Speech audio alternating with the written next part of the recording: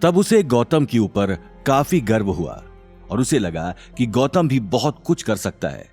गौतम घायल हालत में अवनी की तरफ बढ़ ही रहा था कि तभी अवनी बेहोश होकर जमीन पर गिर गई। अनिल घबराते हुए कहता है, अवनी क्या हुआ बेटा?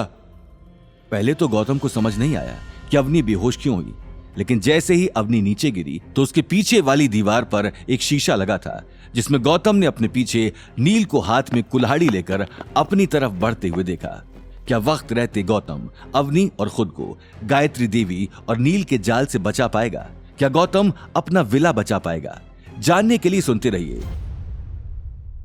नील दोनों हाथों से कुल्हाड़ी पकड़ के जोर से गौतम पर वार करने ही लगता है कि अनिल गौतम का हाथ पकड़कर उसे अपनी तरफ खींच लेता है, जिसकी वजह से नील दीवार के कोने में जाकर गिरता है। शुक्रिया डैडी जी, अगर आज आप ना होते तो। इससे पहले कि गौतम अपनी बात पूरी करता, नील भूखे भेड़िए की तरह गौतम की तरफ फिर से कुल्हाड़ी लेकर बढ़ता है। गौतम ने जैसे ही नील को अपनी तरफ आते हुए देखा, उसने अपने आसपास टूटे हुए कांच के टुकड़े को उठाया और नील की टांग पर उससे जोर से कट मार दिया, जिसकी वजह से नील के हाथों से कुल्हाड़ी छूट गई और उसका बैलेंस खराब हो गया। गौतम तुम इससे निपटो, तब तक मैं अवनी को होश में लाने की कोशिश करता हूं। गौतम अनिल की बात मानकर नील को घसीटते हुए कमरे के बीचों बीच ले जाता है। नील दर्द से चिल्लाते हुए कहता है, गौतम मुझे छोड़ दो, मैं तुमसे माफी मांगता हूं। नील को पैरों में बहुत ज्यादा दर्द हो रहा था और गौतम उसके पैर का वही हिस्सा पकड़कर उसे घसीटते हुए ले जा रहा था, इसलिए उसकी चीखें निकल रही थी। यहां अनिल अवनी को उठाने के लिए उसके हाथ और पैर रगड़ रहा था, लेकिन अवनी टस से मस नहीं हुई। गायत्री देवी अपने घर में हो रहे घमासान को और बर्दाश्त नहीं कर पा रही थी, इसलिए उसने सबको रुकने के लिए कहा, बस करो तुम लोगों ने हमारे घर को मच्छी बाजार बना दिया है।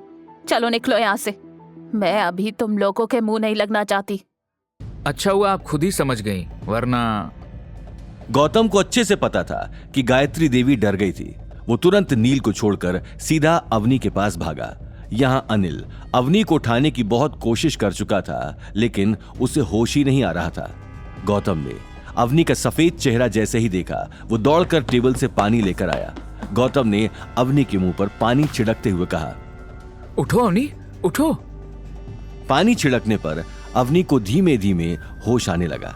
अवनी ने होश में आने के बाद कहा, डैड आप ठीक तो है ना? और गौतम तुम भी सही हो ना? हम दोनों ठीक है अवनी, इस वक्त हमें यहाँ से जाना होगा, चलो जल्दी उठो। अवनी हिम्मत करके लड़खड़ाते कदमों से उठती है और टेबल का सहारा लेती है। जाते जाते अनिल और अवनी दादी सा को दर्द और गुस्से से देख रहे थे। उन्हें यकीन नहीं हो रहा था कि एक विला के लिए गायत्री देवी ने उन पर हमला करवाया। डैड आज के बाद अग्रवाल हाउस से हमारा रिश्ता खत्म। अनिल कुछ नहीं कहता, बस मायूसी से गौतम और अवनी के साथ गेट की तरफ जाने लगता है।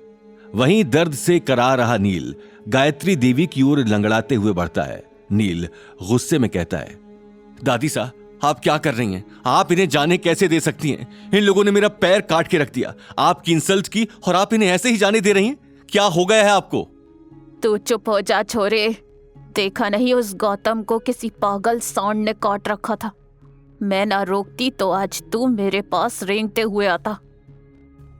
गायत्री देवी अपने गार्ड्स को कॉल करके बाहर से दरवाजा खोलने के लिए कहती हैं। जैसे ही वो लोग दरवाजे के नजदीक पहुंचते हैं, वहां पंडित फैमिली आई हुई होती है, जिनमें रघुवीर और सिद्धार्थ मौजूद होते हैं। जब रघुवीर की नजर उन तीनों पर पड़ती है तो वो अचानक एक दूसरे को देखकर हैरान हो जाते हैं। रघुवीर पंडित उनसे पूछने लगता है, अरे अनिल जी आप लोग कहां जा रहे हैं और ये आपकी हालत को क्या हुआ? रघुवीर के मुंह से अचानक से ऐसा सवाल सुनकर अनिल हड़बड़ा गया और उसने बात को टालते हुए कहा। अनिल हड़बड़ाते हुए कहता है, नहीं नहीं हम तो कहीं नहीं जा रहे, आप चलिए ना अंदर।